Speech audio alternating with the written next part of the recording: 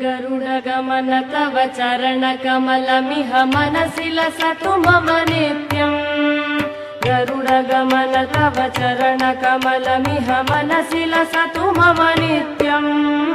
मनसि लसतु मम नित्यम् मम तापमपा गुरुदेव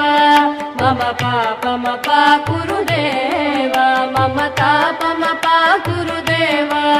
मम पापमपा गुरुदेव जलजनयन विधिन मुचिहरण मुख विबुध विनुत पद पद्मा जलजनयन विधिन मुचिहरण मुख विबुध विनुत पद पद्मा विबुध विनुत पद पद्मा मम तापमपा गुरुदेव मम पापमपा गुरुदेव मम तापमपा गुरुदेव मम पापमपा गुरुदेव।